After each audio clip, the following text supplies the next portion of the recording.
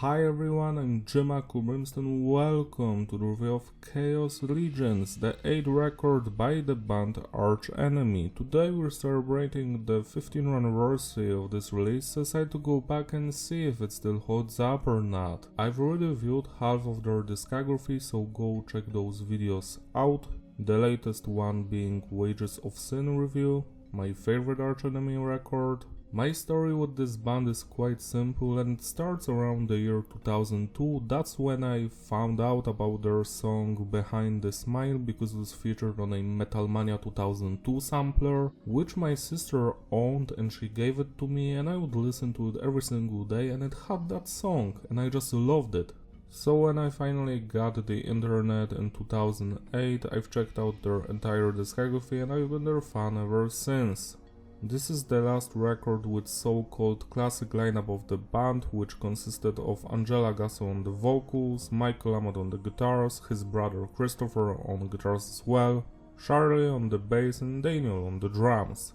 This was a stable lineup from 2000 till 2012. Sadly, after Khaos Legions, both Angela and Christopher left the band. Angela became their manager, while Christopher focused on his solo work, Armageddon Band, and he also played with Dark Tranquillity for a bit. He was also a part of Black Earth project, where the original lineup of Arch Enemy would play music from their first 3 records.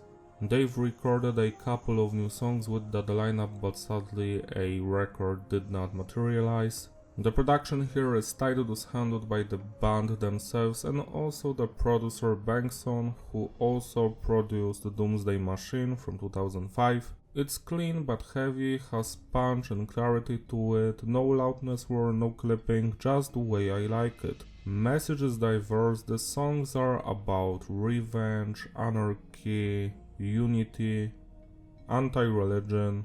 There's a song against animal cruelty, standing against the injustice of this world, etc. Structure of the songs is basic, standard intro which sometimes has a guitar solo, then the verse, pre-chorus, chorus, then sometimes they add a guitar solo or go straight to verse 2, pre-chorus, chorus. Then bridge section, which consists from 2 to 4 different segments, where usually there are 2 guitar solos, and then they either go to the chorus or just skip the chorus and go straight to the outro. That's it. When it comes to the music genre of this release, it's melodic death metal. Now let's talk about the musicianship. Let's start with the band's drummer Daniel. His playing is phenomenal. I love his double bass work, the blast beat sections, his groove, style, precision of his playing, the speed, everything, just everything. Next we've got Charlie on the bass, and the bass is audible. He mostly follows the guitars, but we have some moments here and there where he deviates from that stuff, and that's pretty commendable. Then we've got Michael and Christopher, the brothers, on the guitars, and their duo was always legendary to me, because them playing together always make the songs stand out more, they shine. We've got some crazy fast guitar riffs mixed with those more groovier and slower ones that create tension and atmosphere, and besides that, very melodic hooks and beautiful, memorable guitar solos that range from slower and more emotional to fast and bombastic ones. We also have some keyboard and symphonic elements here and there, and that enriches the sound of the record as well. Last but not least, as mentioned, the vocals by Angela. Her screaming, shouting, yelling, growling, it's full of emotions, hatred, energy, intensity. She sounds just as good here as she did on Wages of Sin 10 years prior. It's a big shame that she quit the band and she's not the singer anymore, because she was the best one in this band, period. Now we can finally rate the individual songs. The album opens up with Khaos Overture. This is an instrumental intro, it's short but sweet. But if we're going to compare it to the previous openers, it's not that interesting, it's just okay. But if we're going to compare it to the openers from the previous albums, it doesn't come off that great, to be honest. It's just good, melodic, and it does work. That's it. 7 out of 10. Yesterday Is Dead and Gone is a single with a music video, and this is one of the highlights of this release. It's full of intensity, fantastic guitar solos, guitar riffs, the drummer is going hard here. Angela is fantastic in the verses and the choruses. Something like that. It's beautiful, 10 out of 10. Bloodstained Cross is another single with a music video, and this song is just good, nothing special. I do enjoy the speed and the intensity of the guitars and the drumming, but the chorus should have been better. It's a little bit too melodic and power metallish for my taste. 7+ out of 10. Under Black Flags We March, another single with a music video, and this one is probably the weakest song of this release. It sounds just very generic, like it doesn't have its own identity. It's very similar to the stuff this band is going to write after Angela leaves the band. It's just a filler song. I'm not going to skip it as I'm going through the record, but I'm also not going to remember it. 7 out of 10. No Gods, No Masters is very similar to the previous song. It's very melodic, slower paced. It seems like it's supposed to be a single. Yet again, a filler song that's just okay on its own, but in the context of a full album, why is it here? 7 out of 10. City of the Dead is where the record picks up the pace. This is an actually interesting song that I enjoy listening from beginning to the very end. It has fantastic guitar parts in the verses and the choruses. The bridge section could have been a little bit better. It's a little bit yet again too power metallish for my taste. But this song, compared to the previous 3 ones, is a goddamn masterpiece. 9 out of 10. Through the Eyes of a Raven is one of the highlights of this release. It's full of energy, intensity. Angela's vocals go off here, they're just so full of hatred and intensity. The chorus is actually beautiful and memorable. The bridge section, wow, just wow, it's so good. And then at the end, the outro is an acoustic version of the chorus, which is just so cool. This song slaps, 11 out of 10. Cruelty Without Beauty is one of the singles with a music video. It's the song against animal cruelty. It's dark, it's heavy. I love the intro melody. How the guitars go back and forth. The main guitar riff. Yet again, the vocal performance is painful and heavy. There's a lot of tempo changes here, so you're not going to be bored. The chorus is atmospheric and heavy. I love the bridge section as well and the solo. One of the most unique sounding Arch Enemy tracks, 11 out of 10. We Are A Godless Entity is an interlude to the next song, Code of Chaos. The entire title of the song actually comes from Code of Chaos track. This one is actually beautiful and I don't mind it. 10 out of 10. Cult of Chaos is another highlight of this release, but I don't understand why they just didn't write the title of the song with a K instead of C. Like, you did spell chaos with a K, so spelling cult with a K and chaos with a K should be here, right?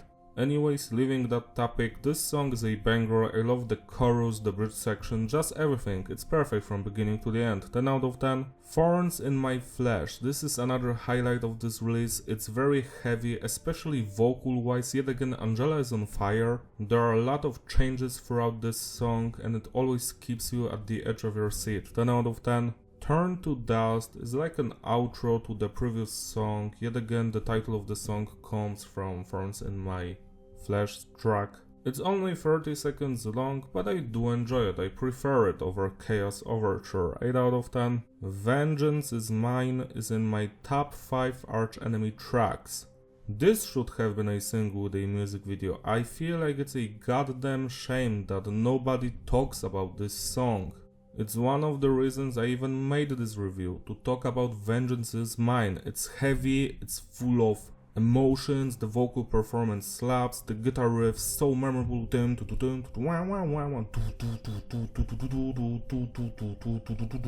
The bridge section with that Vengeance Is Mine build up is just so good. The guitar solos are just so full of passion within them. This is the most underrated song of this band and you have to listen to it today. I even did a Doom MIDI cover for today's anniversary of this track because it's so underrated. I want more people to hear it. 12 out of 10. And the final track, Secrets. Now this one is tricky. The intro is very positive and power metallish, then we get some very cool darker verses and the chorus slaps. Again, Angela's vocal performance here shines through. Then we get some power metallish moments and the bridge happens. It has that classic heavy metal edge to it. Meanwhile, the chorus sounds like it's from Iron Maiden. But I just love those parts. You know what I don't enjoy? Those small little bits and pieces of power metal here. I'm pretty sure Michael Amott writes those power metallish riffs because since Christopher quit the band, on the next releases there was more and more of that stuff and I just hate it, to be quite honest. Still, this track is a banger, 9 out of 10. And now let's talk about the bonus tracks that were recorded during Khaos Legions sessions. The Zoo is a Scorpions cover and it's 10 times better than the original song, it's just so much fun. The vocals are intense and a little bit funny when you read the lyrics, but it just fits. It fits, the song is heavy, it's crushing, love the guitar solo, the chorus, the verse, just everything. 11 out of 10. Meanwhile Warning is a Discharge cover. This one is straight to the point, it's short but sweet. I do enjoy it as well, 9 out of 10. And last but not least we've got Snowbound acoustic cover. This is a song from Wages of Sin.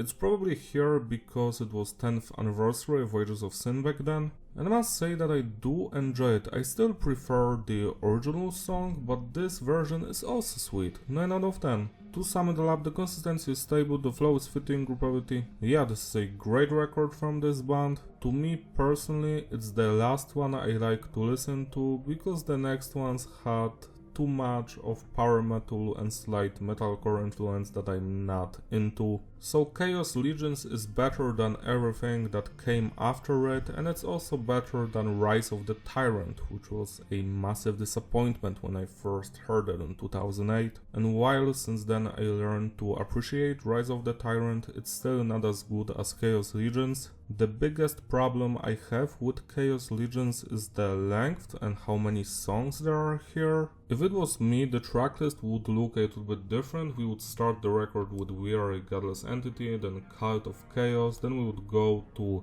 Yesterday is Dead and Gone, then City, Through, Cruelty, then Thorns Turn to Dust, Vengeance and Secrets, and that's it, just 10 songs. I only need 10 songs, it's over 30 minutes long and we only have the bangers. We don't need just the good songs like Bloodstained Cross, no.